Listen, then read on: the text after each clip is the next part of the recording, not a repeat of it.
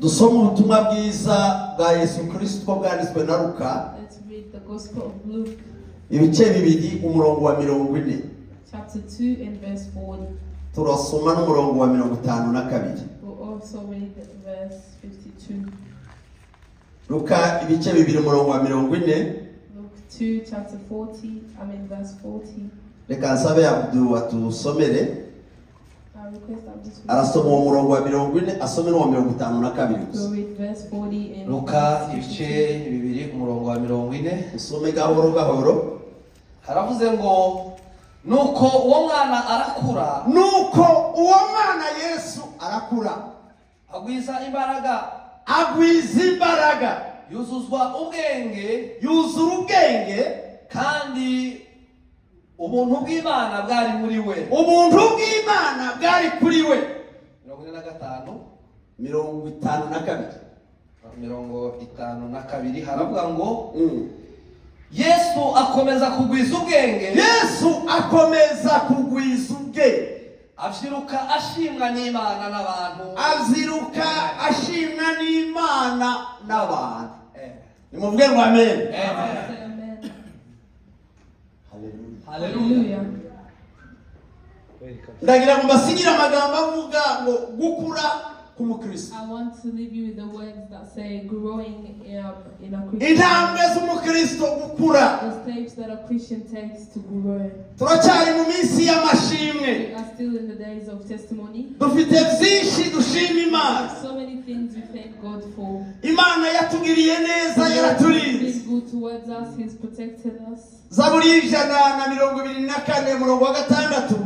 In Psalms 124. Haravuga ngo Uwiteka himbazwe ko yatwimanye. May God be glorified for his Ngutana dutanze ngo tumuhigo w'amenyo. who did not give us away to be. Hari byinshi zaduhigaga. There's so many things that were hunting us. Ariko Imana yaratwimanye. Has kept us to himself. Umuryango wawe Imana The Lord yarawimanye. has kept your family to himself. Kuba turiho nuko Imana yatuzigamye. And here is because the Lord has Kuba turiho nuko Imana yabaye mu ruhande the rwacu. Lord has been on our side. Hari amoko atatu y'amashimwe. Different types of testimonies of thanksgiving. Kenshi usanga mu itorero dukoresha ubwoko bumwe. Most of the times in the church we use just one type of thanksgiving. Ishimwe rya mbere, ubwoko bwa mbere bw'amashimwe. First type of thanksgiving. Dukwiriye gushima Imana kuko ari Imana. We should thank God because He is God. Imana yaremye ijuru. The Lord that made the heavens. Imana yaremye isi n'ibiyirimo. Made the earth and whatever it's in it.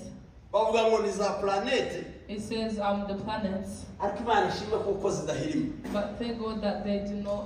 Imana ishimwe kuko ikintu cyose kiba mu mwanya wacu. Imana. Everything is in the position that the Lord put them in.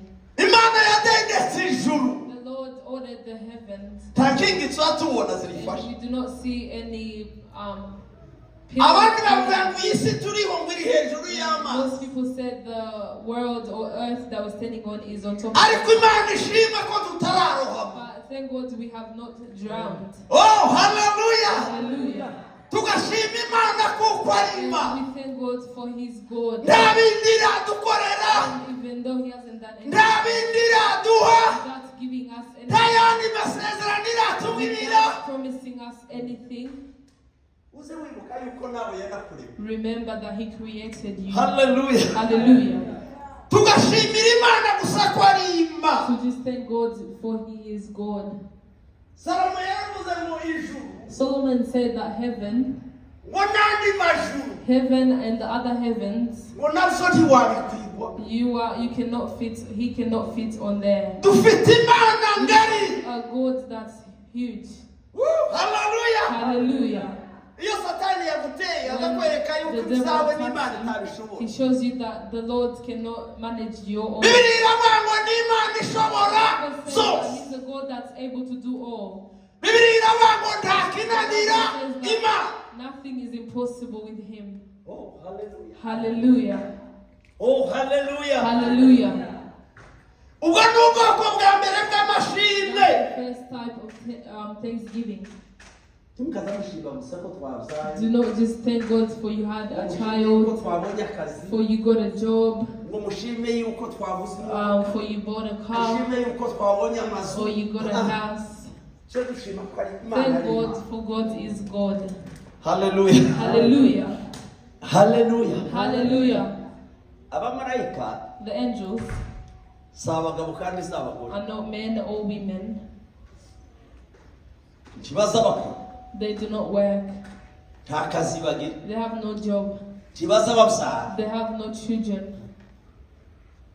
Ariko birira ngo bahora imbere y'intebe. The Bible says they stay at the presence of God. Bagahimbaza bakamwembo urera mana urera.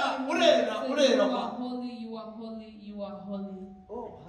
Hallelujah. We just thank him for he's done something for us. But the angels just praise him for he is God. Hallelujah. Hallelujah. Hallelujah. Hallelujah. Ubwo n'ubwoko bwa mbere umukristo agomba gushima. Where a Christian should give Ugashimira Imana kuko ari Imana. Thank God for he is God. Ugafata umwanya mu masengesho ukavuga Imana ko ari Imana. And just say how great of a God he is. Ubwoko bwa kabiri bw'amashimwe. Second type of thanksgiving Nugushima Imana ko yaduhaye Yesu. is to thank God for his given us Jesus. Nugushimira Imana kubw'agakiza twahawe ku We buntu. should thank God for the free salvation that we Nugushimira Imana ko twababariwe ibyaha. thank God for we've been forgiven our sins. Nugushimira Imana ko twacungujwe amaraso. Because we were redeemed by the blood. Tugashimira Imana ko nta rubanza kituriho. We have no battle, we have no Oh, hallelujah. against us. Hallelujah. Oh, hallelujah. Hallelujah. Oh, hallelujah. Hallelujah. Oh, hallelujah. Hallelujah. Ariko rasize uvuga ngo dufite ikimenyetso kirenga kimwe birenga bibiri. There's a song that says we have Ngo kw'Imana bizatugirira neza. None akabango icyambere and the first time ngo nuko yadukuye mu byaha. us from sin. Hallelujah. Hallelujah. Nuko Imana yadukuye mu icuraburindi. Because he got us from Nuko Imana yadukuye mu rubanza. he got us from the transgression, judgment. Yadukuye mu isayo y'ibyaha. He got us from the Amen. Ubwo ni ubwoko bwa kabiri bwo gushima. that's the second type of testimony or thanksgiving. Ugashimira Imana ko ari Imana. To thank God for his God. Wamanuka hasi ukabaho reka tugushime Imana And ko then waduhaye. you say, God, thank you, you've given us Kuba salvation. Imana iyo Imana ntiduhe Yesu. Because if God did not give us Ntacyo Jesus, zari bitumariye. it wouldn't be Ariko Imana ishimwe yaduhaye umwana wayo. God has given us his son. Oh, hallelujah. Hallelujah. Ng'impamvu turirimba. That's the reason we sing. Ng'impamvu twitera That's the hejuru. reason we jump up high.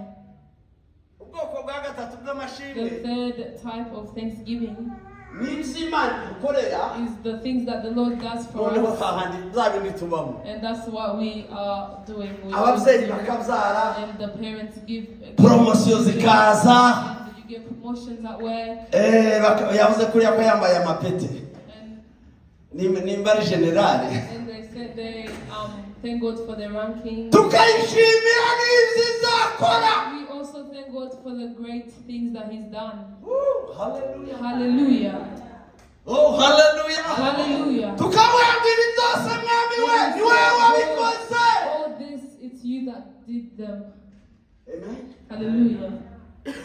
Shimira Imana ibyo yakoze. To thank God for what he's Imana done. yaturindiye abana He yarakoze. protected our children. Imana Praise be to yaturindiye him. indwara yarakoze. He's healed us from sickness. Praise be to him. Imana yatugiriye neza He's yarakoze. done great to us. Imana yaduhaye amasezerano ko izatugirira neza. Promises that he will be good unto us. Ukahatinda wose And you ukahasimba. take your time and you just Hari abantu baza babura amagambo bavuga imbere y'Imana. most people just lose words to say. Yivuge ko ari Imana. Just tell him that he is God. Yivuge ko yaduhaye agakiza. Tell him he gave us salvation. Yivuge ko yatugiriye That neza. he's been good to us. Yivuge ko ufite imigambi myiza yo kuzatugirira A neza. good plan to bless us. Oh, hallelujah. Aya ni amoko atatu y'amashimwe. These are the three types of thanksgiving. Bibiliya yavuze ngo uwo mwana arakura That child grew. ngo agwize imbaraga And he became strong. yuzuzwa ubwenge And he was filled. He had kandi mu buntu bw'Imana bwari the kuri we. grace of God was upon him. Haleluya. Hallelujah. ngo akomeza kugwiza ubwenge And he grew in wisdom. ngo abyiruka And he became yesu yageze igihe of cy'ubusa stature. And he also became a youth. ngo ashimwa n'Imana n'abantu. And he was favored by God and the people. Umukristo A Christian nawe akwiriye gukura muri biriya bice. should also grow in those types. Amen. Amen. Igice cya mbere The first part, ubukristo bugomba gukura. Christianity should grow. umukristo aravuka A Christian is born. umukristo buravuka And they are born. birira ngo tuzarwa ubwa The kabiri Bible says that we are born again. wiba igihingwa mu nzu y'Imana We become ikizakinezeza umubyeyi ni ukubona